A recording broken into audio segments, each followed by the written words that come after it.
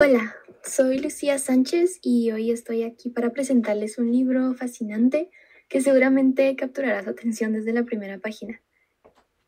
Este libro, The Pilgrim's Progress o El Progreso del Peregrino, de John Bunyan, es una obra clásica de la literatura, sobre todo religiosa, que ha sido ampliamente leída y traducida a lo largo de los años.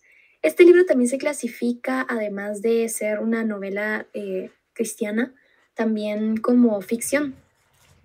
Su uso de alegorías también es algo que lo hace bastante interesante, también el uso de simbolismos.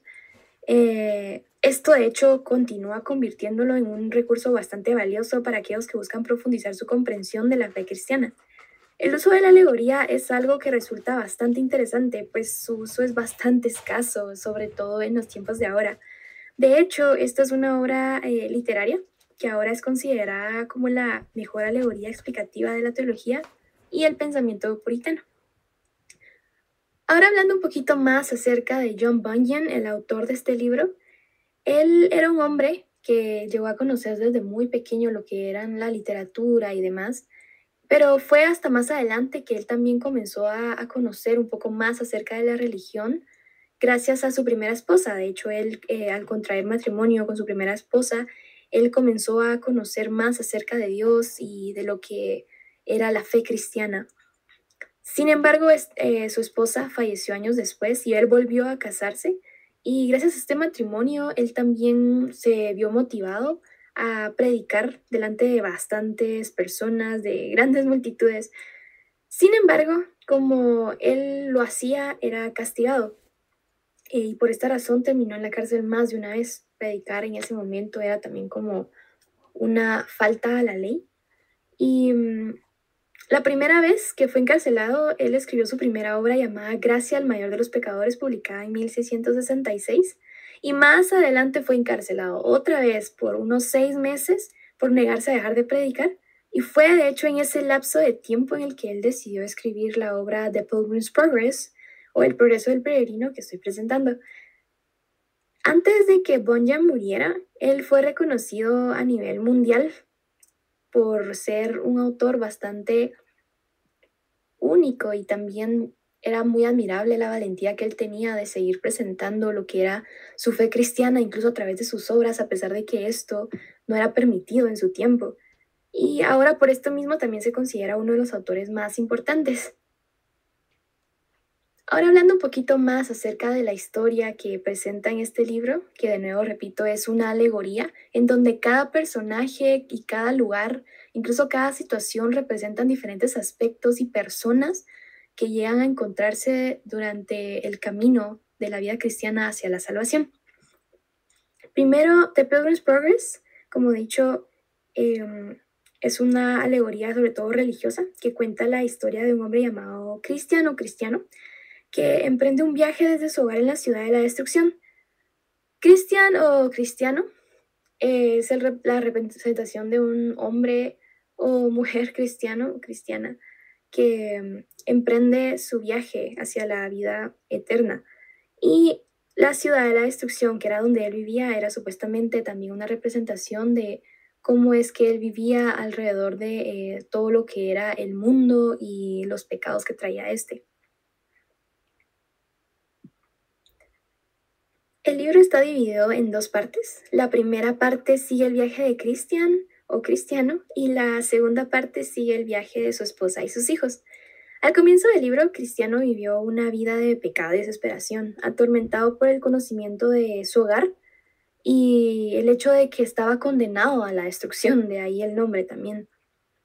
Conoce a un hombre llamado evangelista o evangelist, como lo dice en el libro, que es la representación de una persona que llega a presentar lo que es como el evangelio a este hombre. Y él lo insta a huir de la ciudad y dirigirse a la ciudad celestial o el cielo. Cristiano inicialmente duda, pero finalmente sigue el consejo de evangelista y decide emprender al final su viaje.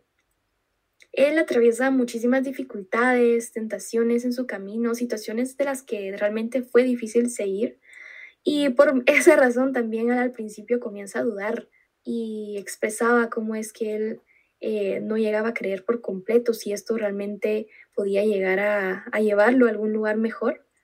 Pero al pensar, obviamente, en cómo él se sentía y que realmente no estaba muy consciente de que su vida no valía la pena, decidió seguir. Y es ahí donde ya una de las escenas como más importantes y más marcantes del libro. Eh, Justo en ese camino a la ciudad celestial, Cristiano llega a un lugar llamado Colina Difícil y se encuentra con una cruz, que es la representación de una cruz cristiana.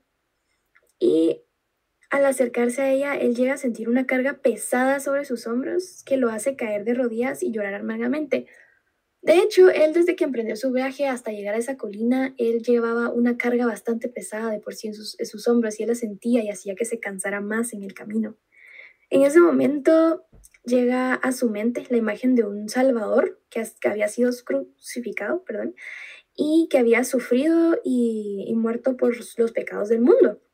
Cristiano por eso llega a comprender que la carga que llevaba sobre sus hombros era realmente el peso de sus pecados y él se arrepiente profundamente de su vida pasada. Después de un tiempo de llanto y arrepentimiento, Cristiano siente que la carga que lo había estado agobiando se había levantado de sus hombros y experimentaba una sensación de paz, según él describe, de liberación, que nunca antes había conocido. Se da cuenta que había sido perdonado y salvado por la gracia de Dios. De hecho, aquí presento también una cita en la que él expresa cómo es que había sido su experiencia cuando esa carga se soltó sobre sus hombros. Y como dice aquí, él después se alegró y dijo con un corazón alegre, Él me ha dado descanso con su tristeza y vida con su muerte. Que de nuevo, esta es como la representación de lo que, según la Biblia, porque hace bastante referencia a diferentes partes de la Biblia, em, de la muerte de Jesús y cómo es que representa el perdón de los pecados y todo. Sin embargo, la historia no termina ahí.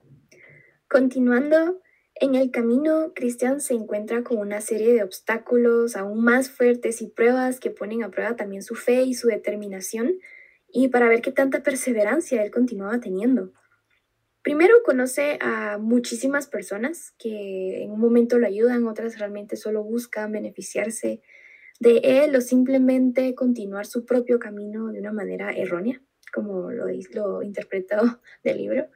Y él, de hecho, conoce a un hombre llamado Obstinado, por ejemplo, que intenta disuadirlo de su viaje, pero al final Christian sigue adelante. También conoce a otro hombre llamado Pliable, que inicialmente se une a él, pero finalmente al enfrentar todos los obstáculos y tentaciones, él no pudo seguir y se quedó atrás. Por lo que Christian se termina quedando solo otra vez cuando las cosas se ponían aún más difíciles. Luego, el viaje de Cristiano lo lleva a través de varios paisajes también diferentes, incluidos el Valle de la Sombra o de Muerte y también la Montaña de la Dificultad. En cada parada conoce nuevos personajes que también representan diferentes aspectos de la vida cristiana. Por ejemplo, hay personajes buenos como era fiel y esperanzado. Ellos dos representan lo que era la fidelidad y la esperanza que les permitía también y lo motivaba a él también para seguir adelante. Ellos, según el libro, representaban la fuerza de la fe y la esperanza de salvación. Mientras que personajes como el señor sabio mundano representan también los peligros de la tentación mundana y la religión falsa.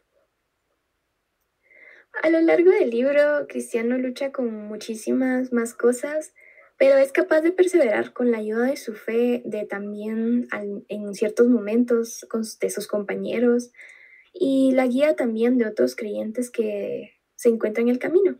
Finalmente y felizmente, él se logra reunir otra vez con su familia y llega a la ciudad celestial, o sea, el cielo, mientras que fiel en el camino fue martirizado por su fe y esperanzado, continúa el viaje con Christian hasta el final.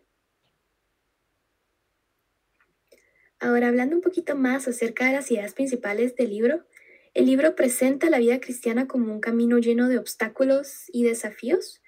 El viaje de Cristian, de hecho, representa el viaje de cada creyente y que debe superar varias tentaciones, dudas y pruebas para llegar a su destino final en el cielo, pero que al final llega a valer toda la pena y por eso está la segunda idea principal, que es la importancia en la perseverancia. El viaje de Christian llega a ser muy largo y muy difícil, pero él nunca y siempre demuestra que nunca se da por vencido. El libro de hecho enfatiza la importancia de la perseverancia frente a la adversidad en especial y anima a los creyentes a seguir adelante, incluso cuando el camino a veces parece imposible. Luego también hay una representación de lo que hay detrás de como el patio trasero, que en el título representa el mundo interno de cada individuo y un espacio también íntimo en donde se desarrolla el viaje espiritual del peregrino. Por último, también em, se habla sobre la inevitabilidad de la muerte y del juicio, en el que se alienta a los lectores a vivir una vida centrada en la fe, a la salvación, para que puedan estar preparados para la otra vida, digamos. Ahora hablando un poquito más acerca de las estrategias de lectura que utilicé para hacer leer este libro, era el subrayado de las ideas principales y secundarias. Esto me ayudó mucho a seguir la unidad de cada capítulo leído y también a tomar en cuenta lo que el autor creo que trata de transmitir como más relevante. Luego las notas al margen o el uso de post-its también, por si no cabía en los márgenes, me permitió también recordar aspectos importantes que recordé o aprendí en la lectura, o incluso relacionar unas ideas con otras. Por último, también creé un pequeño cuestionario preguntándome sobre qué era la simbología o qué representaba cada personaje, cada lugar, cómo se relaciona también con la Biblia o la vida real y qué representa cada personaje según su nombre y sus acciones también.